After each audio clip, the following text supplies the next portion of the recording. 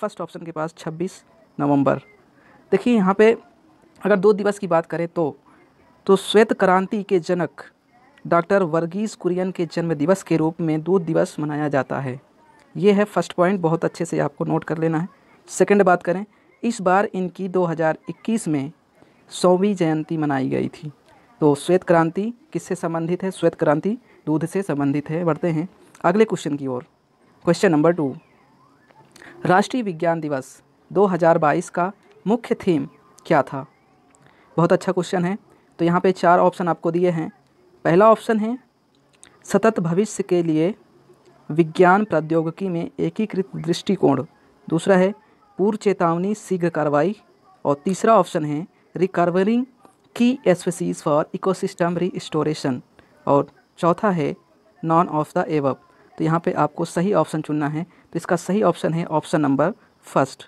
ठीक है, सतत भविष्य के लिए विज्ञान एवं प्रौद्योगिकी में एकीकृत दृष्टिकोण। पढ़ते हैं अगले क्वेश्चन की ओर। इंग्लिश चैनल को पार करने वाली भारत की प्रथम महिला कौन थी? तो यहाँ पे पहला ऑप्शन है आरती साहा, दूसरा है उज्ज्वला रॉय, थर्ड है निशा मिलेट, और चौथा है कर्णम मल्लेश्वरी। तो इसका राइट ऑप्शन है ऑप्शन नंबर फर्स्ट, आरती साहा। बढ़ते हैं अगले क्वेश्चन की ओर। क्वेश्चन नंबर 4 है, what is the full form of BCG? Bacillus cholera germ, second option bacillus Calmette Guerin, third option है बैसिलस क्यूरेटिव जीन, और चौथा ऑप्शन है बैसिलस कोलेरा ग्यूरिन। तो इसका राइट ऑप्शन क्या हो जाएगा? Option number 3, bacillus curative gene. Okay, बढ़ते हैं अगले क्वेश्चन की ओर। क्वेश्चन नंबर 5, सामान्य मानव शरीर में कुल गुणसूत्रों की कितनी संख्या होती है? 43, 44, 45, 46। इसका राइट ऑप्शन नंबर डी, जिसमें है 46 होता है। बढ़ते हैं अगले क्वेश्चन की ओर। निम्न में से किसे सीमांत गांधी के रूप में जाना जाता है? ऑप्शन है पहला अब्दुल गफ्फार खान, दूसरा मुस्तफ़ा कमाल, तीसरा मोहम्मद अली, और चौथा नॉन ऑफ द एबव। तो इसका राइट ऑप्शन हो जाएगा फर्स्ट, तो अब्दुल गफ्फार खान इसका सही ऑप्शन है। यहाँ पे देखिए 1987 में भारत रत्न प्राप्त करने वाले प्रथम विदेश मंत्री माने जाते हैं। कौन? अब्दुल गफ्फार खान। तो ये भी आपको पॉइंट अच्छे से आपको याद कर लेना है। तो ये बहुत अच्छा पॉइंट है, इसको भी आपको याद करके रखना है। बढ़ते हैं अगले क्वेश्चन की ओर। क्वेश्चन नंबर है 7, 5 फरवरी 1922 को चौरी चौरा कांड कहाँ पर हुआ था? देखिए यहाँ पे पहला ऑप्शन है गाजिया यूपी में गाजियाबाद, दूसरा है गोरखपुर यूपी, तीसरा है इलाहाबाद यूपी, चौथा है वाराणसी यूपी। तो इसका क्या हो जाएगा सही ऑप्शन? तो इसका जो राइट ऑप्शन है वो है दूसरा नंबर, गोरखपुर यूपी। ओके, तो ये आपको अच्छे से रख लेना है दिमाग में। बढ़ते हैं इसके की पॉइंट्स की बात करते हैं। तो पहला की पॉइंट्स है चौरी चौरा से संबंधित। इसमें जो लीड कर रहे थे इनका नाम था भगवान अहिर, और इसमें 22 पुलिसकर्मी मारे गए थे इस कांड में। चौरी चौरा पुलिस चौकी में आग लगा दी गई थी और 170 लोगों को फांसी दिया गया था। तो बढ़ते हैं अगले क्वेश्चन की ओर। क्वेश्चन नंबर है 8, सविनय अवज्ञा आंदोलन किसके द्वारा शुरू किया गया था? Civil disobedience movement was started by which? तो यहाँ पे पहला ऑप्शन है मोतीलाल नेहरू, दूसरा है जवाहरलाल नेहरू, और तीसरा है महात्मा गांधी, चौथा है नॉन ऑफ द एबव। तो सविनय अवज्ञा आंदोलन इसको शुरू किया था महात्मा गांधी ने। ये है आपका राइट ऑप्शन नंबर 3। बढ़ते हैं अगले क्वेश्चन की ओर। क्वेश्चन नंबर है 9, गांधी जी के द्वारा दांडी यात्रा की शुरुआत कब की गई थी? दांडी मार्च कब शुरू किया गया था आपको बताना है। यहाँ पे 4 ऑप्शन दिए गए हैं। पहला ऑप्शन है 12 मार्च 1930, 13 मार्च 1932, और 12 मार्च 1928। इसके बाद है 12 मार्च 1931। तो इसमें आपको राइट ऑप्शन चूज करना है। तो इसका राइट ऑप्शन हो जाएगा ऑप्शन नंबर पहला, 12 मार्च 1930। यहाँ पे देखिए कुछ की पॉइंट्स हैं दांडी मार्च से रिलेटेड। पहला की पॉइंट है यह 12 मार्च 1930 से लेकर 6 अप्रैल 1930 तक पैदल मार्च था। अगला अगर हम बात करें तो यहीं पर टोटल 78 सहयोगी थे। इस मार्च में गांधी जी के साथ टोटल 78 सहयोगी थे। और इसको कहाँ से शुरू किया गया था? इसको साबरमती अहमदाबाद से दांडी नैसेरी ज़िले तक शुरू किया गया था। और इस यात्रा की मुख्य बात यह है कि 24 दिन में 385 किलोमीटर चलकर नमक कानून के विरोध में यह आंदोलन शुरू किया गया था। बढ़ते हैं अगले क्वेश्चन की ओर। क्वेश्चन नंबर 4 है क्वेश्चन नंबर 10 पे आ गए हैं हम लोग। लाल कुर्ती आंदोलन किसके नेतृत्व में किया गया था? तो पहला ऑप्शन है इसमें अब्दुल गफ्फार खान, दूसरा है महात्मा गांधी, तीसरा है सुभाष चंद्र बोस और चौथा है मोहम्मद अली। तो यहाँ पे जो राइट ऑप्शन होने वाला है वो है ऑप्शन नंबर पहला अब्दुल गफ्फार खान। ठीक है, अब्दुल गफ्फार खान को सीमांत गांधी के नाम से भी जाना जाता है, जैसा कि मैंने इसके पहले क्वेश्चन में डिस्कस कर चुका हूँ। तो बढ़ते हैं अगले क्वेश्चन की ओर। क्वेश्चन नंबर है 11। डॉक्टर भीमराव अंबेडकर ने संविधान में किस अनुच्छेद को हृदय और आत्मा कहा है? Heart and soul of Indian constitution doctor Bhimrao Ambedkar ने किस अनुच्छेद को कहा था? ऑप्शन है अनुच्छेद नंबर 31, अनुच्छेद नंबर 29, अनुच्छेद नंबर 32, अनुच्छेद नंबर 30। तो इसका राइट ऑप्शन है ऑप्शन नंबर 3, जो कि है अनुच्छेद नंबर 32। जी हाँ, अनुच्छेद नंबर 32 को डॉक्टर भीमराव अंबेडकर ने संविधान को हृदय और आत्मा कहा है। ठीक है, बढ़ते हैं अगले क्वेश्चन की ओर।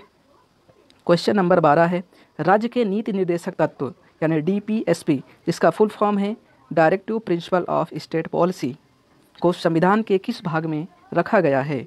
आपके पास 4 ऑप्शन हैं। ऑप्शन नंबर पहला है भाग 3, ऑप्शन नंबर दूसरा है भाग 4, इसके बाद भाग 5, भाग 6। तो यहाँ पे DPSP की बात करें तो ये भाग 4 में आता है, यानी आपका राइट ऑप्शन है ऑप्शन नंबर 2 भाग 4। ठीक है, नीति निर्देशक तत्व को किस देश से लिया गया था, इसको आपको लर्न कर लेना है। नीति निर्देशक तत्व को आयरलैंड के संविधान से लिया गया है। बात करते हैं अगले क्वेश्चन की। क्वेश्चन नंबर है 13। संविधान सभा के प्रथम अध्यक्ष कौन थे?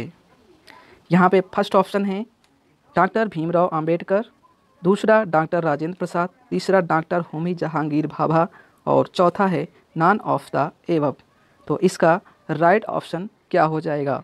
तो इसका राइट ऑप्शन है option number 2 doctor Rajendra Prasad. ठीक है, बढ़ते हैं अगले क्वेश्चन की ओर। क्वेश्चन नंबर 14 है भारत में यूनिफॉर्म सिविल कोड लागू करने वाला प्रथम राज्य कौन सा है? जिसमें ऑप्शन दिए गए हैं। पहला ऑप्शन है मणिपुर, दूसरा है गोवा, तीसरा उत्तर प्रदेश और चौथा मध्य प्रदेश। तो यहाँ पे देखिए, अगर यूनिफॉर्म सिविल कोड की चर्चा की बात करें तो आर्टिकल 44 में ये बात कही गई है। ठीक है, और दूसरा है समान नागरिकता संहिता भी इसे कहा जाता है, यानी इंग्लिश में आप यूनिफॉर्म सिविल कोड कहेंगे और हिंदी में आप इसे समान नागरिक संहिता भी कहते हैं। तो इसे सबसे पहले गोवा में इस्टेब्लिश किया गया था। ओके, हम बात करते हैं अगले क्वेश्चन की ओर। Question number 15। गोवध यानी काऊ के ऊपर जो प्रतिबंध संविधान के किस अनुच्छेद के अंतर्गत आता है? तो यहाँ पे पहला ऑप्शन है अनुच्छेद नंबर 46, अनुच्छेद नंबर 42, अनुच्छेद नंबर 48, अनुच्छेद नंबर 40। तो यहाँ पे आपका जो राइट आंसर है ये है अनुच्छेद नंबर 48, यानी 42 आर्टिकल में बताया गया है कि गोवध पर प्रतिबंध संविधान के अनुच्छेद के अंतर्गत आता है, जिसमें अगर हम इंग्लिश में बात करें तो यहाँ पे इसे prohibition of harming and sacrificing of the cow कहा गया है। बढ़ते हैं अगले क्वेश्चन की ओर। Question number 16। तो आपके पास क्वेश्चन नंबर 16 आ चुका है। यहाँ पे लिखा हुआ है हिमाचल प्रदेश में स्थित भाखड़ा बांध किस नदी पर स्थित है? पहली बात तो इस क्वेश्चन में आपको एक बहुत ही इंपॉर्टेंट चीज़ याद कर लेना है कि भाखड़ा बांध कभी भी पूछे, अगर आपसे भाखड़ा बांध कभी भी पूछता है तो आपको बताना है कि ये कहाँ पर स्थित है। तो आपका उत्तर हो जाएगा हिमाचल प्रदेश में स्थित है। दूसरा चीज़ किस नदी पर स्थित है, तो ये भी आपको इसी क्वेश्चन में जवाब मिल जाएगा। इसका राइट ऑप्शन है सतलज नदी। ठीक है, तो भारत का सबसे ऊंचा ग्रेविटी बांध, इसके पहले मैंने ऑलरेडी 3 प्रकार के डैम के बारे में बताया हुआ है, आप जाके पिछले वीडियो में देख लीजिएगा। ठीक है, तो जो रेगुलर है हमारे साथ बने हैं तो उनके पास बहुत सारी जानकारियाँ एक साथ इकट्ठी होती जा रही हैं। तो देखिए यहाँ पे आपके पास है पहला पॉइंट, भारत का सबसे ऊंचा बांध, गुरुती बांध की बात करें तो यही हो जाएगा भाखड़ा बांध, और इसकी ऊंचाई की बात करें तो 226 मीटर, क्योंकि ये सबसे ऊंचा बांध गुरुती बांध है, तो आप इसको अच्छे से याद कर लेंगे।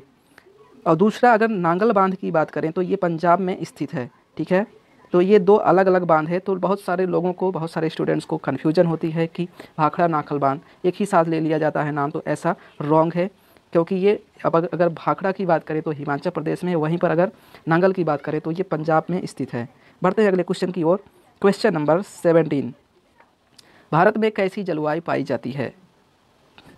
पहला ऑप्शन है उष्णकटिबंधीय जलवायु, दूसरा है शीतोष्ण कटिबंधीय जलवायु, और थर्ड है टुंड्रा जलवायु, और चौथा है उष्ण मानसूनी जलवायु, ट्रॉपिकल मानसून क्लाइमेट। तो यहाँ पे जो राइट ऑप्शन है ऑप्शन नंबर 4, उष्ण मानसूनी जलवायु, ट्रॉपिकल मानसून क्लाइमेट। ये ज़्यादातर क्वेश्चन पूछा था है क्लाइमेट से।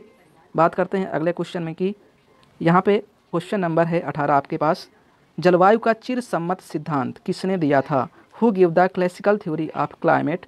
ठीक है, तो पहला ऑप्शन आपके पास है अलेक्जेंडर वॉन हम्बोल्ट, दूसरा है टॉलमी, और तीसरा है हेली, चौथा है नॉन ऑफ द एबव। तो इसका राइट ऑप्शन है तीसरा, हेली। अगले क्वेश्चन की ओर बढ़ते हैं। क्वेश्चन नंबर 19 पे आते हैं। अग्र मानसून वर्षा को महाराष्ट्र में किस नाम से जाना जाता है? Pre monsoon rain is called in Maharashtra. चलिए, यहाँ पे आपके पास पहला ऑप्शन है चाय वर्षा, दूसरा है आम्र वर्षा, और तीसरा है काफ़ी वर्षा, चौथा है कपास वर्षा। तो यहाँ पे मैं बता दूँ आपको कि असम में इसको चाय वर्षा के नाम से जाना जाता है, वहीं पर अगर महाराष्ट्र की बात करें तो आम्र वर्षा के नाम से जाना जाता है, और तीसरा अगर मैं कर्नाटका की बात करूं तो इसे काफ़ी वर्षा के नाम से जाना जाता है।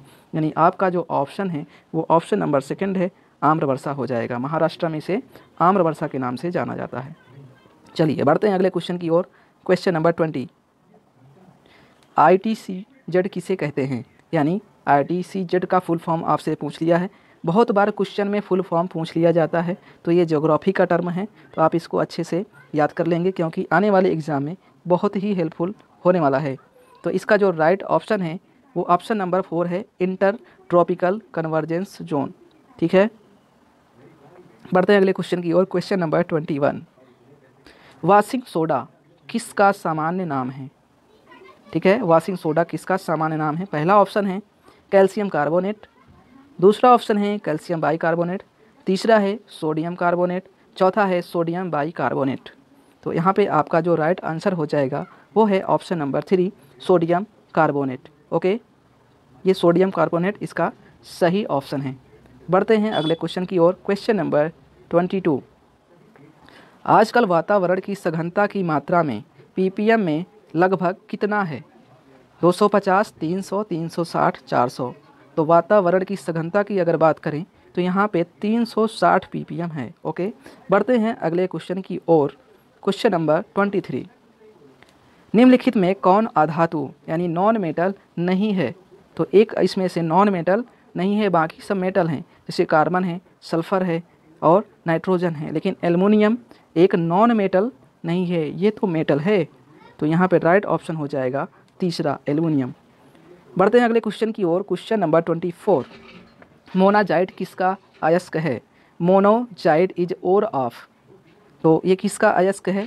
आपके पास ऑप्शन, पहला जर्मेनियम, दूसरा है टाइटेनियम, और तीसरा है लोहा, चौथा है थोरियम। इसका जो राइट ऑप्शन है वो है ऑप्शन नंबर 4, थोरियम। यानी ये जो मोनाजाइट है, मोनोजाइट बोले तो ये थोरियम का अयस्क है। बढ़ते हैं अगले क्वेश्चन की ओर। क्वेश्चन नंबर 25, जो कि आज का लास्ट क्वेश्चन है, प्रकाश संश्लेषण की प्रक्रिया में जारी होने वाला ऑक्सीजन कहाँ से आता है? आपको पता होगा कि जो भी फोटोसिंथेसिस होता है उसमें आपके पास कुछ मात्रा में ऑक्सीजन रिलीज होता है और कार्बन डाइऑक्साइड क्या होता है, अंदर लिया जाता है। तो यहाँ पे पूछा रहा आपसे कि ऑक्सीजन जो निकलता है ये कहाँ से इसको मिलता है? तो एक्चुअली ये वाटर से ही ऑक्सीजन निकलने का काम करता है। तो ये थे आज के टॉप 25 क्वेश्चंस। आई होप आपको बहुत अच्छा लगा होगा। बहुत सारे लोगों ने अच्छे अच्छे क्वेश्चन को अच्छे से जवाब दिया होगा। तो आप हमें कमेंट में बताइए कि आपके कितने क्वेश्चन सही हुए और कितने क्वेश्चन रॉन्ग हुए। अगर कोई इस वीडियो में आप हमसे गलती हो गई तो आप हमें बताइए, हम इसको सुधारने की कोशिश करेंगे। तो बढ़ते हैं अगले स्लाइड की ओर। यहाँ पे 26 नंबर है जो कि आपका होमवर्क का क्वेश्चन है और इसको रिप्लाई करना है आपको कमेंट सेक्शन में। ठीक है, आपको कमेंट बॉक्स में, इस वीडियो के कमेंट बॉक्स में आपको रिप्लाई करना है। ठीक है, ये है आपका क्वेश्चन, अश्वशक्ति यानी horse power is a unit of, किसका यूनिट है, ठीक है, किसका है, वर्क है, फोर्स का है, डिस्टेंस का है, पावर का है। तो आपको यहाँ पे इस चीज़ को बताना है कि अश्वशक्ति किसका यूनिट है। बढ़ते हैं अगले स्लाइड पर, और ये लास्ट स्लाइड आज के वीडियो का। तो दोस्तों बहुत बहुत धन्यवाद।